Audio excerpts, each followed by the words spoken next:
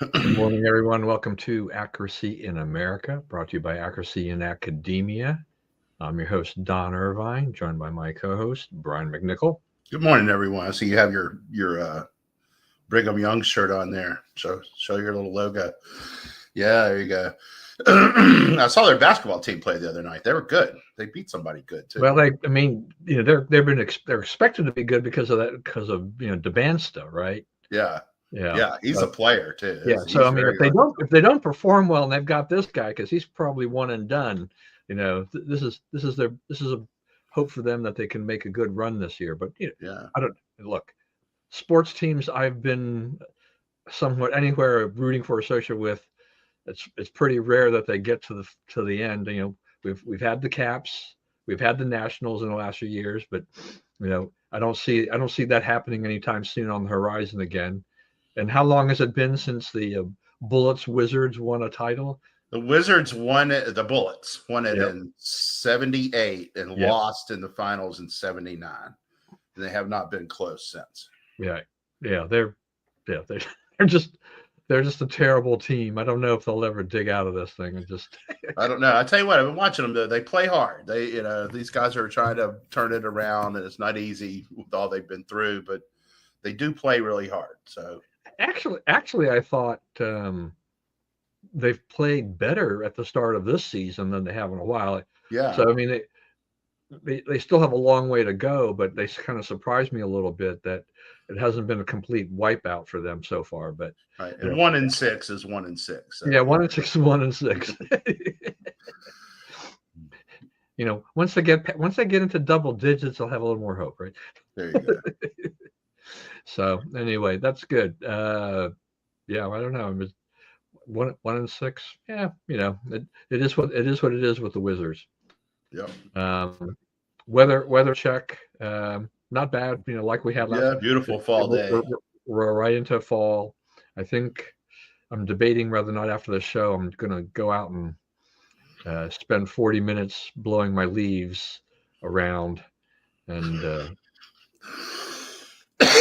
I was thinking about like going out to lunch or something. I don't really need to go out to lunch, but just to kind of go out and be in it. It's supposed to be up near 70 today, so yeah, see, yeah, see, that's part of the thing is that I'm like, if I'm going to do any leaf blowing, I'd rather do it when it's kind of still nice, sunny, and halfway, warm, rather than trying to do it when it's really cold. yeah. And So, then, like Monday, I believe we could see some snowflakes. yeah, well, yeah, and we've had some nights where there's been, at least here, I don't know where you are, but we've had kind of like a light frost on the windshield of the cars and stuff like that, early morning. So I know that we're creeping towards that phase where it's just going to get a lot colder. That's Um, right. but we haven't turned the heater on in our house yet. We've just been. I don't know what point my wife will probably say, she's got to do it, but I tend to kind of run warm now, with all my medications and everything like that. So it's like I don't, sleeping too much under the covers or bundling up too much, not a comfortable situation for me very much. So I was like, actually, I feel like I'm in a weird situation where, I can walk around the house with short sleeves or whatever, and I'm still okay. Even though it's down to about 60 in the house and getting a little chilly or a little below that. So Yeah, Lori doesn't care if we ever turn the heat on. It doesn't get too cold for her. So yeah, all right. So I said I told you we're having a short list today. We'll see how long this takes us to go through things. We had, well, I'm going to say before we start, I have to do the National Day. So we're at National Donut Day, but apparently I think we had a National Donut Day in June. So we're double dipping on the donuts here. Uh, they're big and fat. They get 2 days. yeah. They make So us big and fat anyway. yeah, no, I mean, I guess the biggest chain of donuts, is Dunkin' Donuts, but like everything else in this world, like the Big Mac and stuff like that, they they charge a lot more for a tinier donut. It's just you kind of like I might $2 for a donut that is really a fraction of the size it used to be, and I I have a hard time. I have a hard time buying that stuff. I have a hard time buying, Munchkins. I used to love those, but I thought that you were relatively cheap, and they're not so cheap. If I'm really dying for that, I go to Walmart and buy their donut holes because it's just a better deal. It's just You crazy. know, like we do these donut breakfasts at church, and we get we used to get Dunkin' for it, but now we get them from like Giant. And they're good and they're big. They're not small. They're big Right. old Yeah. donuts. Because they're not really trying to make their Right. profit on Yeah. donuts. No, I mean the grocery store donuts was be the ones that are kind of famous around the area are from Shoppers Food Warehouse, Yeah. which have been, they're the new owners have been cutting back and closing up stores, so there are not a Yeah. whole lot of them up, but they had what's called the Colossal Donut, and that was probably the best and biggest bargain you could get in donuts if you really like Yeah. donuts. But yeah, But Shopper Food they're the king of this, but they're kind yeah, of like you say, they're sort of out of the business, right. So we may have an R.I.P. for Colossal Donuts here at some point. All right. Well, so Tuesday was election night in parts of the country. We have talked about it a little bit leading up to this stage. We'll start with New York City. Zohar Mamdani, handily beat Andrew Cuomo. Not surprisingly. I mean, this is not a big surprise. Um, I was surprised a little bit about the turnout. It was the largest turnout in over half a century. Yeah, So yeah. he really got. I mean, Mandami had over 1 million votes. Yeah, and he won by what 150,000 votes or something like that. Beat Yeah. Cuomo. And you can take Cuomo's votes and Sliwa's votes, and he still wouldn't have beaten Mandami, Right. right? He would have been closer, but he still wouldn't have had it. So Mandami is up there. But I saw a thing from Steve Kornacki, who is no longer with MSNBC because that whole MSNBC thing, as they've been preparing for their split, some people have now been exclusively, gone to NBC, like Kornacki, and MSNBC has been trying to. They have to replace a lot of people that kind of ran dual roles, but now are basically only under contract to NBC. And he was pointing out that the age disparity was quite stunning. I mean, Mandami, 45 or under, that was his bread and butter. 45 or older, that's Cuomo, and so that you can kind of look at that and say, the older 45 is not really that old, but somehow, somewhere, for some reason, that was the split of just kind of the younger people went from Mandami, the older, middle-aged, older people went for Cuomo. Trump endorsed him kind of on the last minute thing, which was just kind of really totally useless. I don't really see any point in doing Right. that at that point. Trump more commented on the race than he did endorse. Yeah, and Elon jumped in there too, and he was like, "Look, you're not going to affect this race at this point." I mean, Right. I think, and I don't think they tried to. I think Trump is sort of like, if you want to know my take is, I'd probably just vote for Cuomo, even though, he has a lot of flaws, just to not have a communist mayor of New York. So right. Yeah, so New York City now has this socialist, communist, whatever you want to call him. Is he the face of the Democratic Party now going forward? This young guy. I mean, some say yes, some say no. I mean, AOC is happily prancing around and thinking that maybe this gives these socialist progressives, whatever, some new life after the squad has been kind of stumbling a bit over the last few years. But is this okay? really? So can he be a squad auxiliary guy? I'm not sure about that. Right? I mean, the thinking is what you were saying is that now that group of people has marched forward and captured this mayoralty in New York. Well, I'm not sure. I mean, he probably was happy to have that appearance before the election, right? Please vote for me. If you love AOC, you should love me, and all this stuff. But he's for throwing gay people off the building. That's not a leftist thing, right? But I mean, he's a Muslim. He's a strong adherent Muslim. He believes in not just the negatives but the positives, and in Islam, they call the negatives is don't drink alcohol, don't eat, don't do caffeine, right? So it's the don'ts, but he's for the do's as well, kill the Jews, kill the kafir, anybody who's not, kill all the non-believers, and gays are killed instantly and all this kind of stuff. So it's they're sort of going through what we're going through. Is like they got some people in this movement that they say some things that the movement's going to have to deal with. They're going to have to kick them out, keep them in, whatever. So it'll be interesting to see, like, when he starts actually doing stuff. I mean, I don't think he's going to throw gays off the building in New York anywhere, but they may suddenly find that, like, the coalition that he sees is not the coalition that they see. So because there's he's doctrinaire, and a lot of what he wants is pretty stridently not what you think of as an American leftist. Yeah, so part of this is just that I think he won a lot of these people over because the mood in a lot parts of the country, particularly these liberal states, is just that prices are too high, unemployment is growing. We don't there's job movement is much harder than it used to be. New York's an expensive city. I mean, there's just you can't get around that. New York, LA, Chicago, there are expensive cities in America. They have been like that for a long time, and Mondami has all these. He threw out all these ideas about how he was going to try to make it more affordable.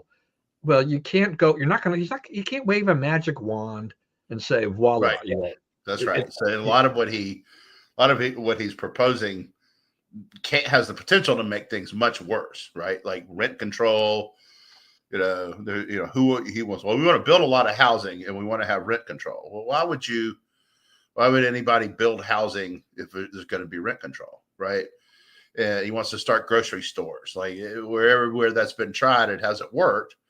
And it's still unclear to me why they need that, right? The 8 million people or whatever seem to be eating now.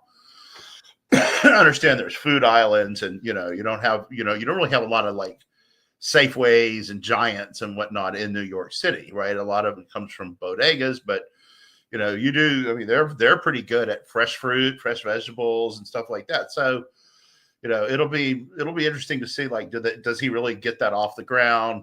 And how much money goes into it, and what level of success it has.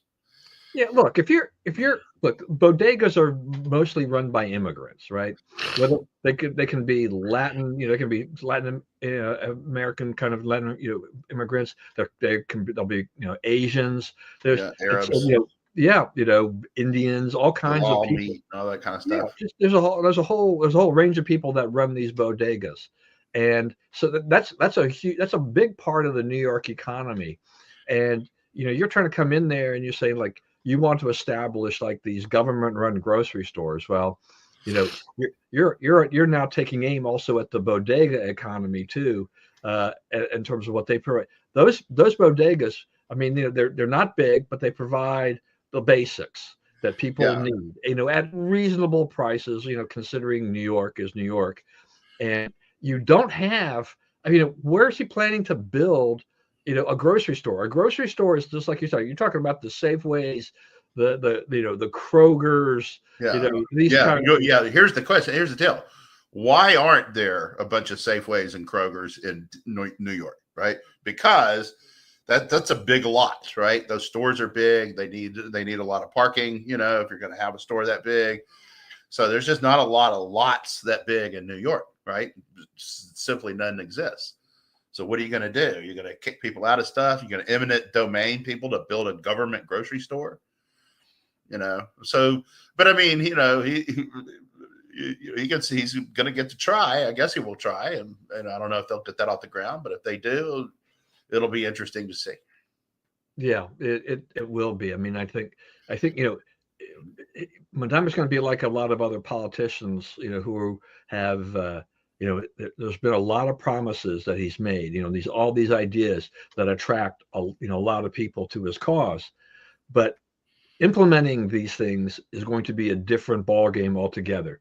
I mean, there's going to be regulatory hurdles. There's going to just be so much government in there in the way, and just the reality of things. You cannot get this done easily. And the other side, besides what you mentioned on the grocery store, I mean, besides the fact that they need a large footprint, uh, the question there will be is just that you know bodegas get a certain degree of crime. I mean, that's just because there are criminal elements in New York, and bodegas are kind of easy picking and for all that and stuff like that. So you can have that, but you know, look at Washington D.C. Washington D.C. has a similar problem in the sense that it's hard for the giants and the Safeways to actually establish a store. It's not because of the size. They found there are plenty of shopping centers that they have gone into, areas that they have actually tried to go into areas where they're, what they're called the food deserts, right, or whatever, and provide their services. But most of them don't last that long because the people in that area steal them blind. There's too much crime, too much theft, and everything like this, and they're not public charities, in that sense. So you remember the Walmarts in DC? Yeah, right. Exactly. I mean, they tried. You can't blame them. They put those things right in the middle of the food deserts, and the neighbors harassed them, didn't want it to come in. They harassed them once it opened. They made it clear they weren't welcome. It's like, okay, this is what you said you wanted, but okay. And they moved on. Yeah, no, I mean, look, you're never. I mean, DC, you're never going to see a warehouse club like a Sam's or Costco. I mean, they're large and they need even larger footprints in a sense than a Giant or a Safeway. But it's hard for them. They'll be on the outskirts, where they've got more control. But DC can they can be very inhospitable, and yet this is part of the problem with a lot of these blue cities is that they point the finger at these companies and say, oh, these big corporations refuse to come here, they're redlining us or whatever, they won't come to our area because they consider us to be too poverty stricken or whatever, and they can't make any money there or whatever. But they are businesses, and a lot of these guys they're willing to probably break even, as a public good. They can take a store and put it somewhere, and if it's at least a break even, maybe a slight loss, type of a thing like that, they might be able to live with it and then try to make their money back on others. And I think we've said this before on the show, grocery store businesses are very thin margin businesses. So they do. You steal from them, you do things, and it's very easy to push them from the black to the red, and you can push them deep into the red very quickly to the point where they say it's unsustainable. We can sustain this level, but we can't sustain this level, going down. So, the population of, of the District of Columbia and other cities where they've tried to do this, they have sown the seeds of their own destruction in that sense for grocery stores. You can complain all you want about food deserts, but if you've had companies like that come in and try that, and try to open up, and then they only last 2 or 3 years or whatever it is, it's not the store, it's not the corporation, it's the population that they serve that didn't come and support them. Instead, that they just tried to basically run them out of business because they would just walk out. Because I mean, we're in an era now where you can read stories about there's basically kind of a no confrontation policy, right? If you walk out of a store with stuff, in a lot of cases, you won't get prosecuted. Nobody's going to stop you, even if the security is right there in front of you. They're not going to do that. They don't want to confront you. They're afraid about what one, the danger to the security, and anybody else, but just also public image, because in this day you can turn that into something very negative on social media, even though you were in the right. I'll never forget my brother, and this is probably 20 years ago. He worked at a Safeway in McLean, And one of the guys that worked there was a guy who had been a cop in the Philippines, retired, moved to the United States. So he just had this little job in a grocery store. And so one day some guy goes running out of the store with stuff, and then they have that policy, right? You let them go. We just see who they are, try to stop it the next time. That guy comes in, we're going to be looking at him, right? Just try to stop him. But this guy, he's a cop. No one told him this. He went and ran out, tackled the guy, got him arrested. They're like, oh, wait a minute. But I mean, they talked to him. I mean, they didn't put him in trouble for it, but they talked to him. And they're like, well, we don't really want to do that. So, it can be done. And that's part of the deal is like, if you allow it, it'll happen. Right. If you don't enforce it. And the other thing is, I don't know if you saw any of Trump's interview on 60 Minutes, most of which was pretty funny. But she asked him, Nora O'Donnell did it for CBS. She asked Trump, she said that, a lot of people are saying that Zoran is the left version of you, And Trump said, well, I'm better looking. So, and he couldn't get her to agree with that, but he's a little older, but there's, so let's explore that though, because people are talking about that, and he is a populist of the left. So what is electable in the country now, right? Can you win? I'm talking about hot elections that are actually gathering worldwide attention and people are watching, like the mayor election, right? Can you win that with a traditional button-down conservative candidate? Can you imagine? I mean, who if we're going to get out of the MAGA mold, who would Republicans run for president? We're going to get out of the anti-MAGA mold, who would Democrats run? If you wanted to go back to, George Bush, Al Gore type politicians, who are those people now? And do any of them have any following? Could you imagine like Mike Pence trying to run for president, right? He would get nowhere. So, it's kind of,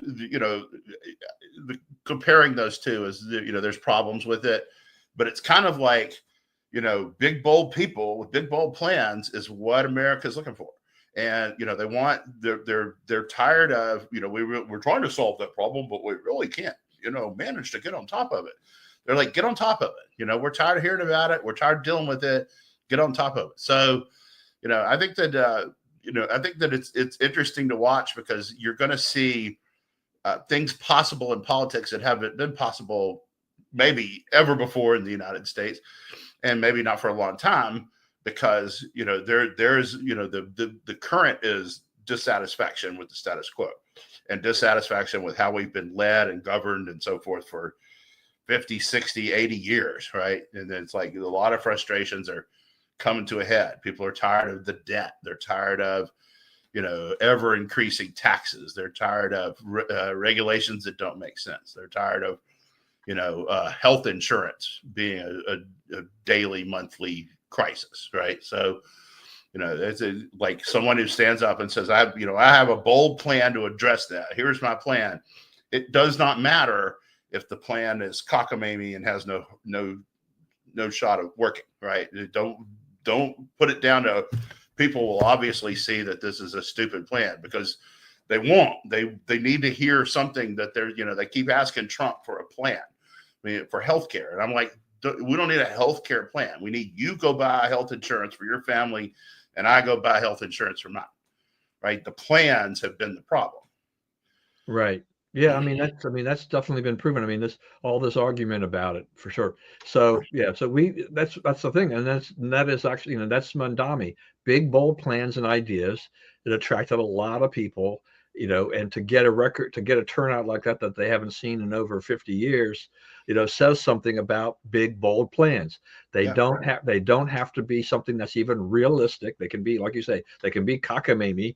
And people are dissatisfied and they want something, and they see in Mandami a guy who's got some ideas, some ideas.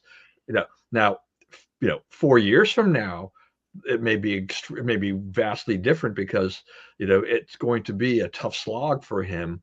But maybe he gets one or two things done, and then he wins re-election. I mean, Republicans in New York City, to win that mayoral race, that's always going to be a hard, tough road. But they don't necessarily need to go to the Mondami extreme. Well, I mean, it's always going to be somebody on the pretty far left of the party. He's not that far out of, what's the difference between him and de Blasio?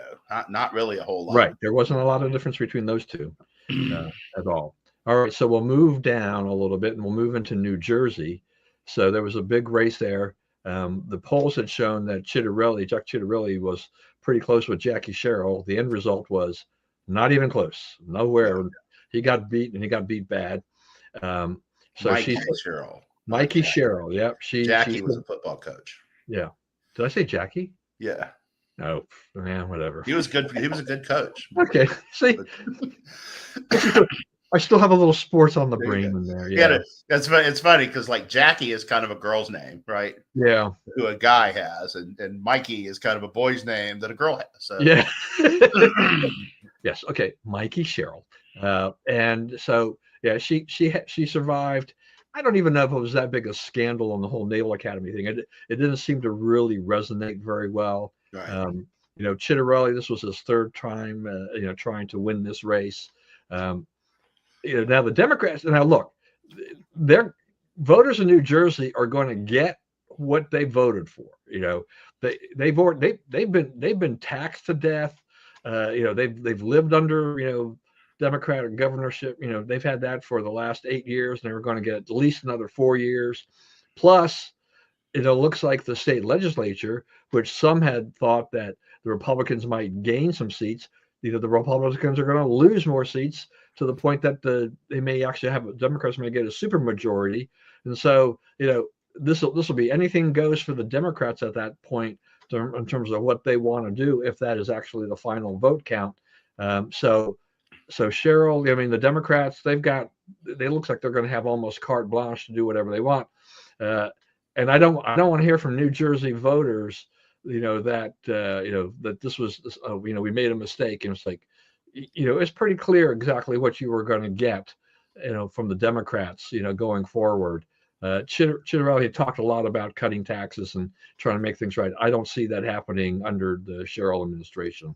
Well, she's kind of the anti-Mondami. She has no plans, right? She's just going to, I'm not Trump and I'm a Democrat. And, we'll do Democrat things, and y'all get that. Y'all know what that means, right?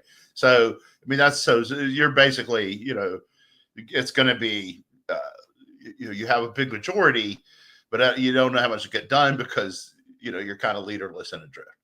You won't get a strong signal from the top about where it needs to go. And what they want to do is most of it's not productive anyway. So, that's a state where, I mean, does it really matter? Can she really change a whole lot about New Jersey in 4 years? I don't think so. Yeah. So, with this race and with the Virginia race that we're going to discuss here soon, that the media has made all of these races, I guess even your race, this is a huge night for the Democrats. This is like the Democratic Party is reviving. They found a path in 2026. Trump has been totally rejected. It's like, please explain. I mean, Mondami had his socialist ideas and his big ideas. It really wasn't about being anti-Trump, really. I mean, he threw Trump in there after Trump endorsed Cuomo, but Trump was not a factor in New York. New Jersey, Sherrill, she's kind of like, Ciattarelli's all in with Trump. He's got the endorsement and all of this stuff. And Trump's not super popular, in these areas, so you can do that. And she did claw back some of the Black and Latino vote that Trump had gained, in his election. So some of that swing there, but it's still like it's like I'm not Trump, or I'm not going to govern like Trump or not be like Trump. This is not because I've got big bold plans and I'm going to solve the woes.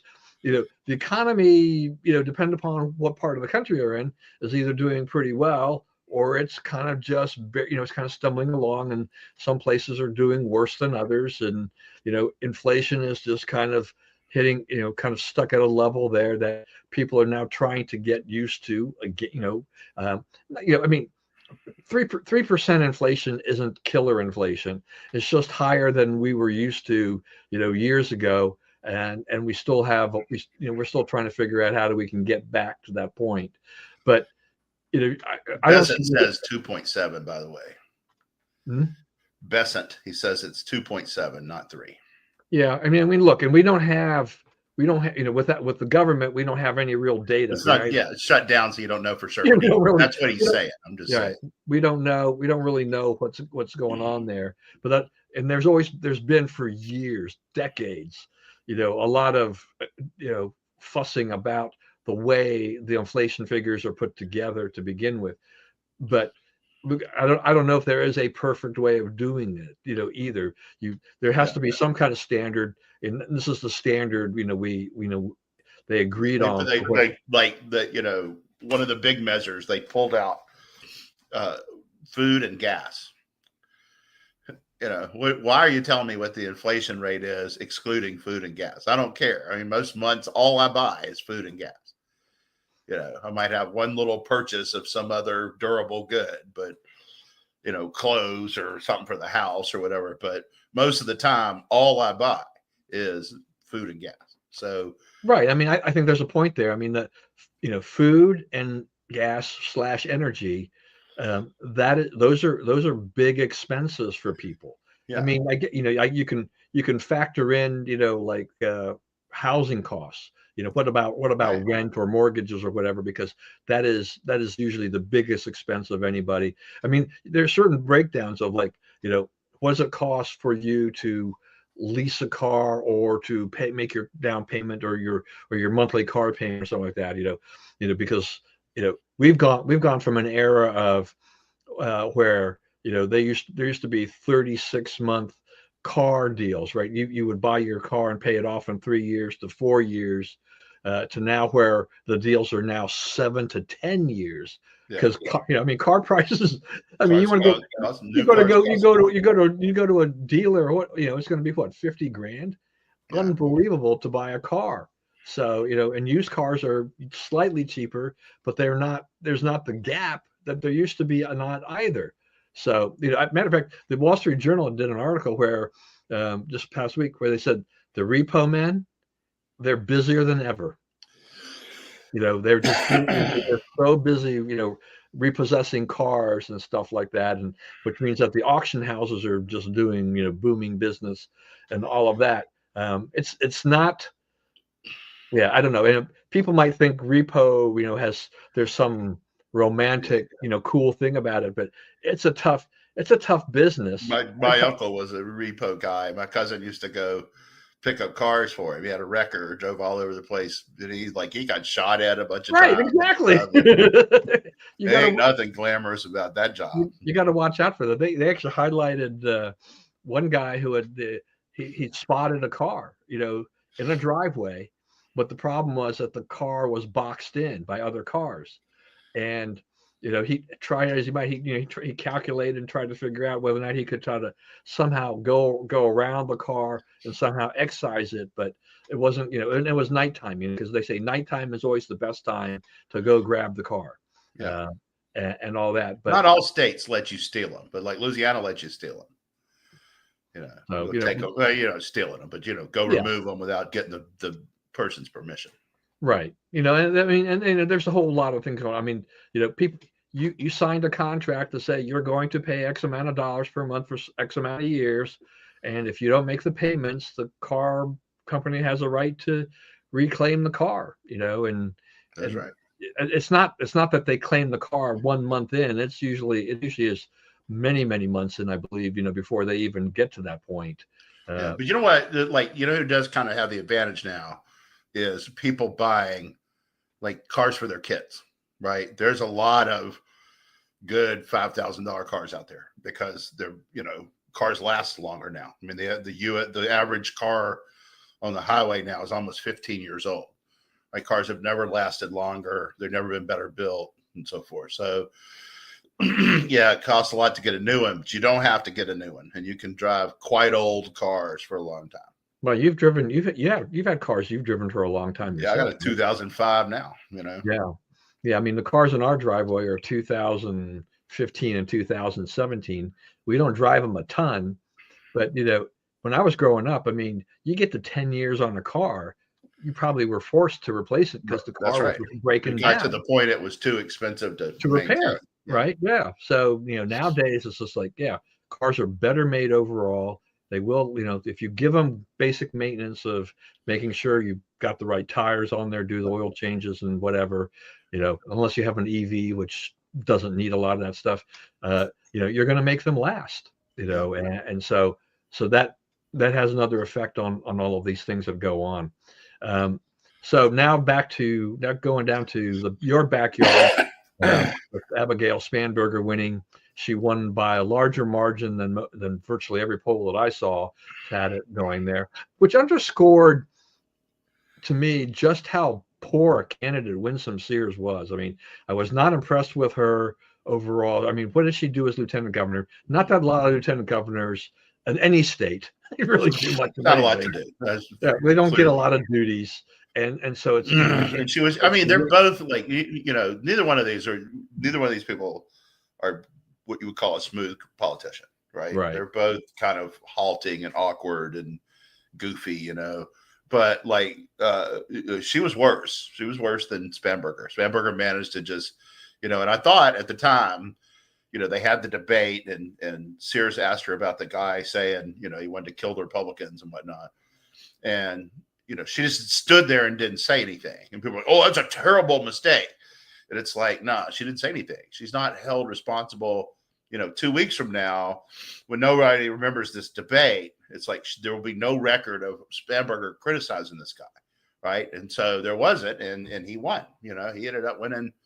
I think Rich Barris said, one of the pollsters said that there was up to 10% shy voter on him, where people wouldn't say who they were going to pick, but picked Reed, right? Because picked Jones because he was. They didn't want to say, yeah, I support this guy who said these horrible things. So he won. Spanberger won. The lieutenant governor, who was the Republican candidate, was a radio host, was known in the Richmond area and Southside Virginia and so forth, but not so much up here. Republicans chose for some reason to do nothing to help him, even though he was pretty MAGA and so forth. And might have, his race was close and he might have had a chance to win. They thought Miaris was a sure deal, and he didn't win. He didn't. It wasn't even that. It was like 3 points. It wasn't even that close. You're right that she didn't have any money. She rejected the embrace, right? She thought that I'm going to ride Youngkin's coattails. A lot more people in Virginia know who Trump is than know who Youngkin is, right? Even though he's the governor of the state, like Virginia is a state, you can only serve one term. It's biennial budgets. So you really get to, your print is one budget in the middle of your term. Now you do the planning for the budget as you're leaving. So there'll be some in print from Youngkin in the next year or two, right? As we go through that budget plan, but you really, it's not as governorships go, it's not a powerful job. It's pretty limited. So, he didn't do much. He was supposed to be the one to help her since she didn't want to turn to Trump. And of all those candidates, Trump endorsed like 60 candidates the day before the race, and she was not one of them, right? Because she didn't reach out. Now, the other thing that happened in Virginia that will take longer to address, but it's under the same rubric, is it was a wipeout in the House delegates. All 100 seats were up. And like people like Delegate Obenshain from down and around Harrisonburg, his family's been in the Virginia General Assembly since like the 1820s, got hammered, got beat badly, right? So, and that's a pretty Republican area for there's a college there, James Madison. But for the most part, that's a pretty Republican area. And, the people like that got ran off the road. Anybody who was anywhere close to a balanced district lost. So So it was a pretty bad day for Republicans in Virginia. They really got wiped out at the House of Delegates level. Right. Yeah. And, and when it comes to, as you say, Virginia governor, I mean, now, for me, I mean, I think, like a guy like Glenn Youngkin, I mean, he can do the things that, Tim Kaine, Chuck Robb, Mark Warner, that he can catapult himself into a potential Senate run or higher. I think he's got, he has the credibility and the chops to do so, and is attractive enough to do so. Even if Sears had won, I don't know that would have been the case with her. Spanberger winning the governorship there doesn't catapult her to the national stage as a potential 2028 anything. She's just not good. So as you pointed out, so they're not minting a new star there by any stretch of the imagination. New Jersey, I think the same thing goes there too. But I don't think Mikey Sherrill is going to be any outstanding person that the Democrats are going to be looking for in 2028 as they still search for what the heck they're trying to do, going forward. So the Democrats didn't, they gained numbers wise, but they really didn't gain politically all that much. I mean, I'm not losing any sleep over this. I kind of went to bed yesterday saying, like, I don't think, we're going to see the status quo will be the status quo. It did surprise me how badly the Republicans did in the state house, though. That was a wipeout that was far beyond, anything I would have ever thought that would happen for them. So that's not good there. But I was looking at the election numbers and I thought, so, Sears, if she could have polled better, if she could have polled closer to, say 48% or 49% or something like that, made it a closer race, I think there would have been a higher potential than down ballot as you get to, the lieutenant governor and the attorney general and some other things like that would have had a plus effect on there. And John Reed and Jason Miyares, I mean, they might have been able to actually win. They didn't lose by as much as she did, right? Right. I mean, right. There was no coattails to ride. Right. In fact, the coattails worked against you. Right. And it's like the whole thing, though, like for months, she didn't campaign at all. Right. And I guess she was raising money and, people would say, oh, she's real good in a room. It's like, this is not going to be held in a room. It's just, it doesn't work that way. So it's not these 50 people or 100 people. That's right.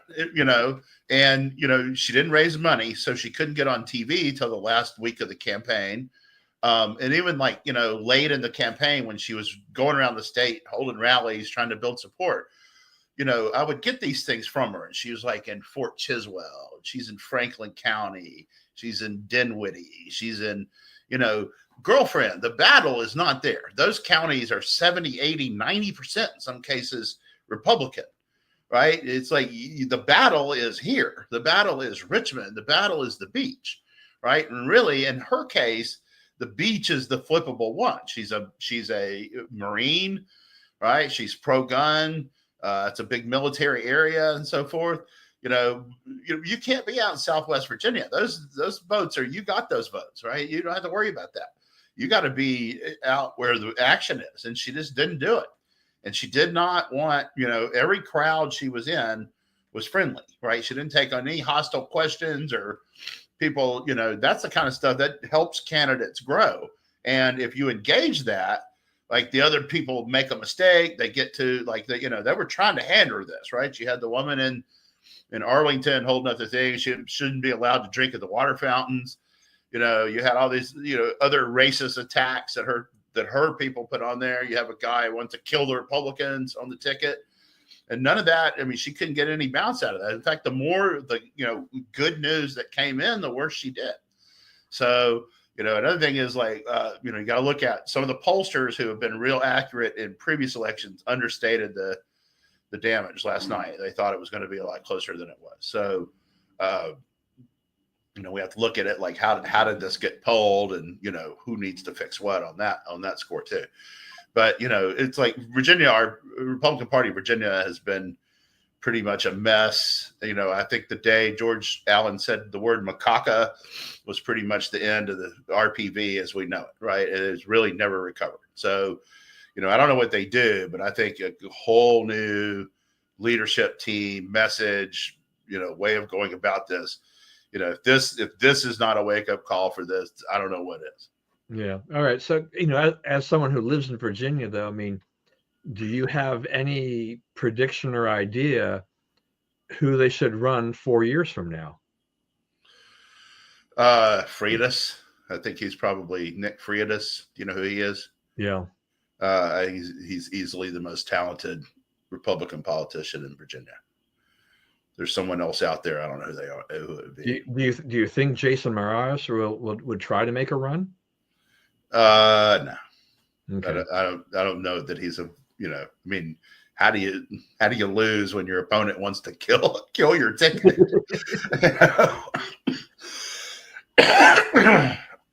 Yeah, it's Virginia is one of those unique states because of the one-term limitation that creates these interesting situations. Because the other interesting situation is, Trump's fired, hundreds of thousands of federal workers. No state in the country is more dependent on federal workers than Virginia. So, we got a lot of people that Trump fired, or they're not working because of the government being closed and so forth. So they're loaded for bear too. That won't necessarily be the case in 4 years, or at the midterms or the 2028. I think the other thing is like you're going to hear a lot of stuff in the next few days about this changes everything in the midterms. Right, as far as I know, this may change in a day or so because you're starting to get these redistricting things come in. But right now, Charlie Cook Political Report, it was not a conservative thing. By the way, did you know that Charlie Kirk and Mike Johnson went to the same high school in Shreveport? Oh. Both Captain Shreve High School grads. Anyway, so what was my point I was making? It was great. It was a great point. He has 219 seats right now as Republican locks, definite Republican win. Based on the current map. Huh? Based on the current map. Based on the current map. So, you're going to get, 5 more from Texas, 6 more from Texas, 3 or 4 more from California now, I guess, since they passed their deal. You could get 18 or 19 if the Louisiana versus Calais goes the right way. There's no more, majority minority districts. That's not a thing anymore, which would be Republican. Almost all of those would go to Republicans. And so, the idea that like you flipped the midterms last night, simply not true.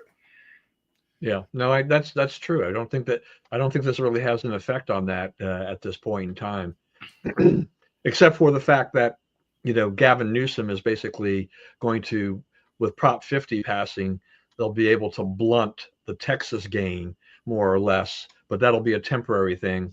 Arnold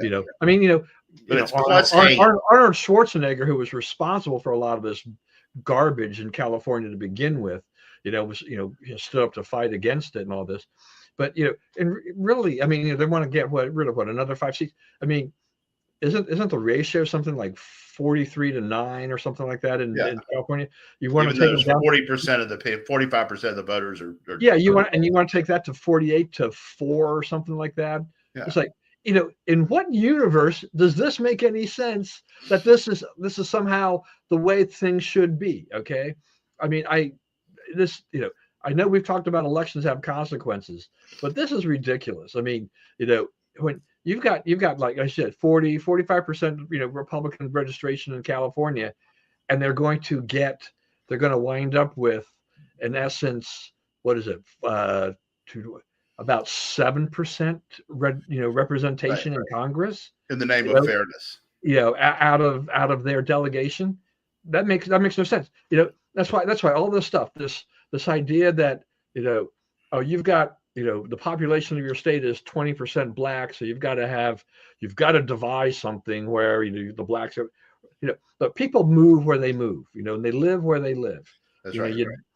Divide up the districts, try to make them contiguous and fair or whatever, and do this. But I mean, Schwarzenegger was the one who put in that independent redistricting commission, even though it was very rhino-ish anyway at best for the Republicans that were there. And now Newsom has basically undone that for a few years.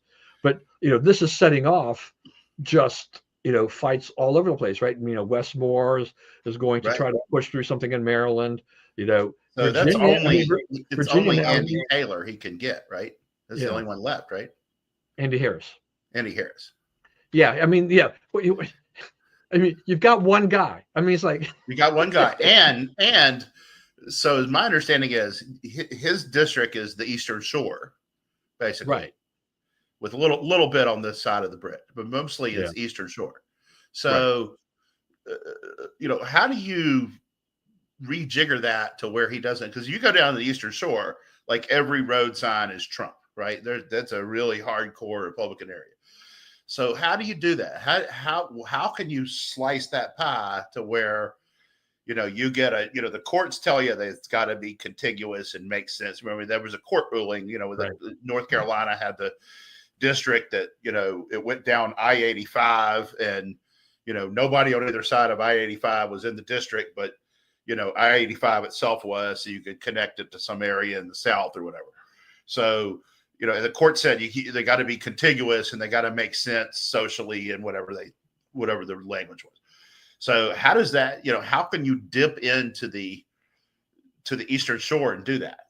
How do you create that district? I'm just thinking, the logistical challenge of that one is interesting. And how do you do it without weakening other places to the point where you could lose one elsewhere?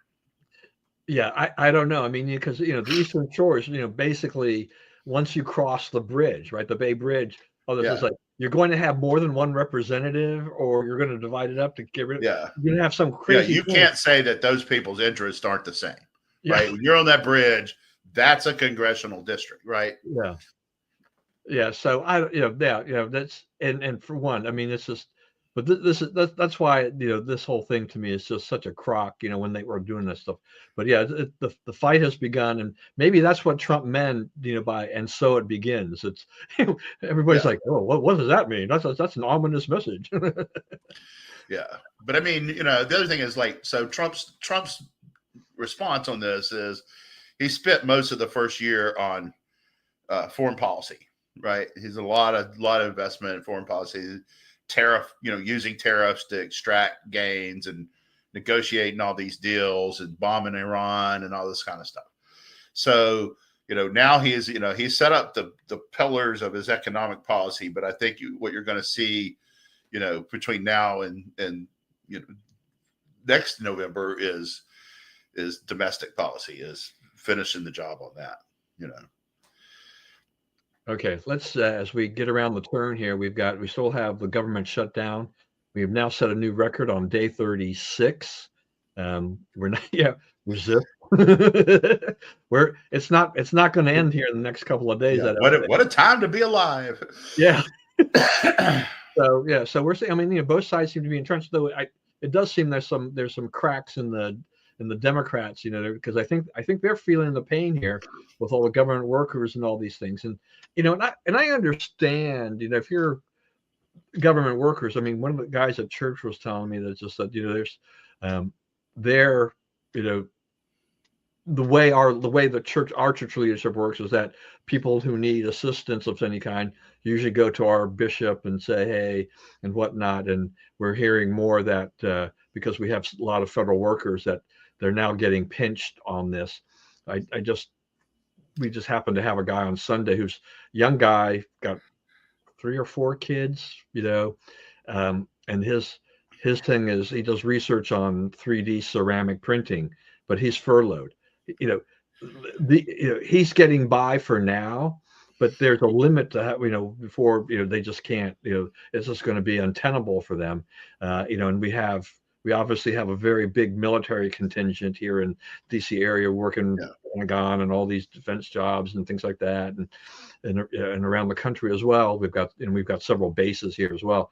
So something is going to give eventually. And then the air traffic control. I mean, they said Houston had 3-hour waits in the TSA line. Yeah, I saw that picture. Yeah, I don't know. I wanted to dig deeper. I didn't have time. I wanted to find out what the pre-check line was like, just to see, just as a comparison. Sometimes, I mean, maybe the pre-check line was an hour long. I don't know, Yeah. by comparison or whatever. But can you imagine these long lines and trying to catch a flight? Every Yeah, I my don't want wife, anything to do with flights or airlines or airplanes of any kind. my wife and I are taking we had high hopes. So we're going to be out of town to go see our grandson out in Utah for his first birthday. That's not until early December. It's like, okay, so we just have under a month before we leave. It's like, I hope they figure that out. We would leave from Dulles and go to Provo, probably two airports that are probably not radically affected by this yet. It tends to be the bigger cities, but the longer this goes on, the more it affects everything, Right. and stuff. So yeah, they need to fix this. But Democrats, look at this. I mean, what is it, November 5th? That the bill that the House passed was only going to be good for what, November 21st or something like that. That's right. So even if they get Pass this it today, it's 16 days. You got to 16 days, they still got to figure this out. I don't know, but they need to do something and get the government back up and running. But they need, Republicans can't cave in on the health thing, because the healthcare thing is just a monstrosity. Well, it's more than that. I mean, this, there's a reason that they're entrenched, and there's a reason that this is hard to work out. And the reason is, like, what's at stake is, all the stuff that there was the big rescission package, remember, in late July, where Trump just cut out a lot of spending. And that was when he took out, NPR and PBS, among other things. He took out all the Doge money, all the money that Doge, the waste that Doge had identified as being wasteful, the USAID and so forth. He took out all that stuff. So, this is a battle to get that back. What the Republicans are saying is just lock in what we did in late July, and then we'll go negotiate whatever, right, and figure out Obamacare and whatever. And what they're saying is, we want all that stuff back. We want it all back right now. We want all the USAID, all the PBS, all that kind of stuff, the health, the Obamacare subsidies, the subsidies that went for illegal aliens, medical care, for healthcare for illegal aliens, and so forth. We want it all back, or we're not going to agree, right? So, and if they don't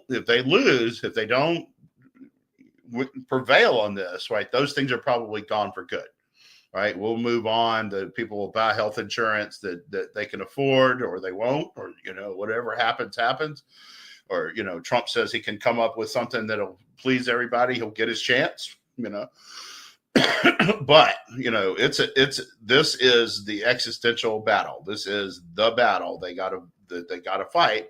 And it's the test of, like, do Republicans really believe in fiscal sanity? We always present ourselves as, we're for cuts, get government out of our lives, small the size of government. This is the most stark choice that they've ever faced. Are you for big government or small government?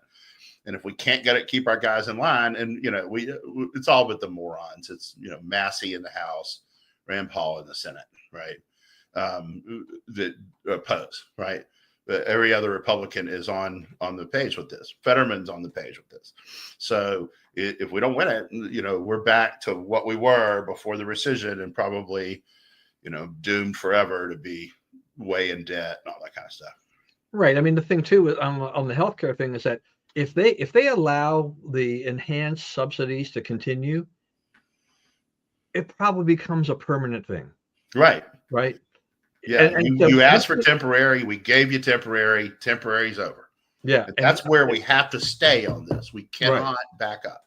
Right. And the states over the last several years, what they've done is that they basically sloughed off people from their healthcare onto the federal, dole, in essence, right. Where the Fed, taxpayers are paying for this, all of us, rather than just dealing with it on a state by state basis. So, particularly the blue states, have been doing this, And so you've got to draw a line here. You've got to just do this. So, I don't feel at this point much of any, of this pain. I'm sure at some point in time there's some service I'll need that may get affected, temporarily at the very least. But for Republicans, they need to hold the line, and Democrats have just got to get with the program. It's like let's pass a clean bill.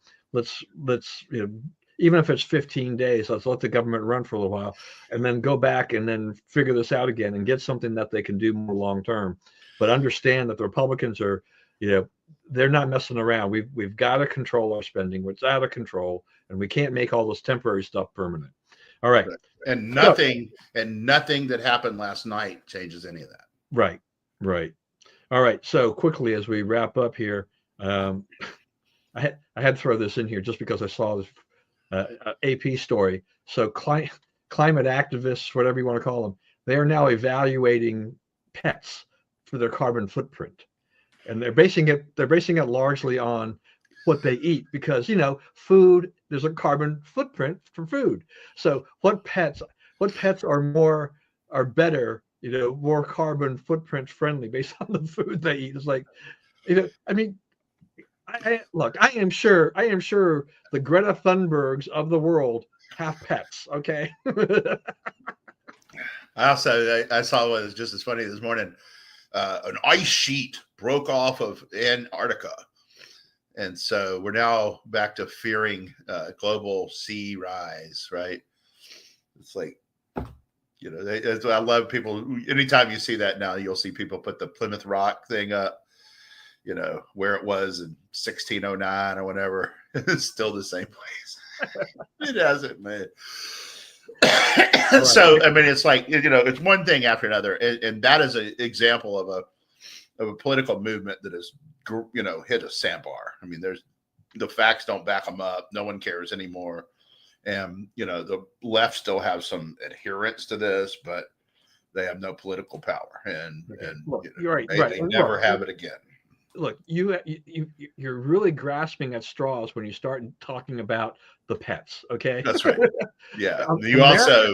America ain't gonna make friends on that one. You can't have your dog because your dog is, people are going to say, your dog's carbon footprint exceeds what is allowable. Get rid of your dog. Yeah, the environment is just going to have to put up with my dog, baby. Yeah. Sorry. Oh, man. Oh, jeez. I don't even have a dog. Yeah, I know. I don't have any pets either, but this is crazy. All right. I'll try to wrap this up real quick. CNN's Abby Phillip was on the Breakfast Club podcast, as well as Pod Save America. But on the Breakfast Club, which is Charlemagne the God, she basically said she has to evaluate. She goes, look, we're not Fox News, but she also said we're not MSNBC, but we do lean center left. So she's put that out there for public consumption. She's out there, kind of humping a book here, her Jesse Jackson book, and all of that. But I'm glad that she said that. I mean, there is a distinction. To me, CNN has never been horrible. I mean, MSNBC was always just really bad. I wouldn't say never. Well, I mean, there've been periods, but they've never been as bad as NBC. MSNBC is just off the charts. Okay. Yeah. But CNN just depends upon who's running the show. And they've always made an attempt at, they had panels with people on it that didn't agree and so forth. Yeah. And I would say this, she runs that show and she definitely weighs in and helps the lefties argue with Scott Jennings and whatever. But she does make an attempt to let everybody get their view said. Yeah. Right? And she was saying that she wants, she says, I think we have a kind of an obligation to hear all voices, because apparently she's gotten a lot of blowback for, having MAGA people on or letting the MAGA voice out there, but that's good. See, that's not the kind of thing you're going to hear on MSNBC, which is going to become MS Now in 10 days. I'll probably watch even more then. Oh yeah. That's just that's really going to get me to do that. Sports wise, Dodgers win the World Series in seven games. Great World Series for everybody. Great World Series, yeah. Yeah, I had said that they might win in 6, but it got a little jittery when the Jays went up 3-2. But the Dodgers have a lot of money on that payroll, so they needed to Right. get. One thing I would say is I said this in Myron E. Bell, cussed me out for it. Maybe he's right. But that was bad for baseball. They needed Toronto to win because they're about to go into CBA negotiations, right? And, what you have now is, in recent history, the rich teams are dominating and the mid-market teams can't keep up. And if Toronto would have won, he'd have had a giant talking point to push back with that. And now it's like the Dodgers won it 3 times in the last 5 years, is just that's not a viable talking point anymore. So, baseball is going to have to think about the economic balance. You have a team like Milwaukee, that just the ones that competitive in the playoffs. They got in the playoffs, but they weren't competitive. And, that's about as good as you can do in assembling a team in a mid-market, situation. So I don't think it helped them that the Dodgers won, but congratulations to the Dodgers. That's certainly not the kind of thing they need to be worried about. They just played good ball and the pitching was unreal. The Yamamoto, I was in Baltimore when he almost pitched the perfect game. And, he got to the 2 outs in the 9th and ended up, they were up 4-0. They ended up losing the game. So, it was one of those things, but that guy he's very, very good pitcher. And he's also really durable. And I guess Lori told me like the one game when he lost, when they all went in the clubhouse and he came back out and cleaned the dugout. Is that the Asian players look at this completely differently. They leave everything spotless. They practice after the game. Like Marty plays these teams of Asian guys in his baseball. And, the game ends and we're packing up, going home, and those guys go out there and start taking infield. So, yeah, the guy pitches in relief the night after he had started, right? Yeah. That's that's a different way than we look at this way. We I must preserve my arm. Yeah. But they don't, and the thing about the arm preserving too, it's like you hear about this because, people get on the little league coaches, like, this is my best pitcher. We're in the championship tournament. So yeah, he pitches a lot, you're throwing out your, Nolan Ryan threw every day. He threw every day. He didn't have no, bullpen days. He threw every day, whether he was pitching in the game or not. And, they got him out because he was like 65 or 70 to throw a first pitch for a game. He threw at 88 miles an hour he's our age, throwing 88 mile an hour fastball. So, it worked. It worked to actually use your arm. And then finally, we'll close it out with the death of Dick Cheney, served as our vice president. I think there's a lot of mixed emotions from a lot of conservatives, how they looked at him, when he was a vice president, to how it was towards the end there, and his feelings about January 6th and a lot of other things, and his daughter and all of that. But he still, he still served this country in that regard, and I won't throw brickbats on him at his death here at this, but I know that there are a lot of mixed opinions, mixed emotions about Dick Cheney. Yeah, I'm not. I'm where you are on that. But I will say this: if you like J.D. Vance, there's some degree of gratitude goes to Dick Cheney, because he's the one who made it possible for vice presidents to be an important part of policy making. Right? It really wasn't true. Yeah. And one of the things that kind of hurt Harris when she was running against Trump last year is that, she had been a vice president, but not lived up to that standard. She just sort of floated along for 4 years. And, so like he did raise the standard of what it takes to be a vice president. Biden tried to give her policy and she flopped. She said, whoa, looks like work, buddy. All right, everybody. Thanks for joining us today. Hope you enjoyed the election analysis in particular. As always, please stay safe and stay well. Please remember, we live in the greatest country in the world. Do not let anyone tell you otherwise. And as always, God bless America, and we will see you again next week.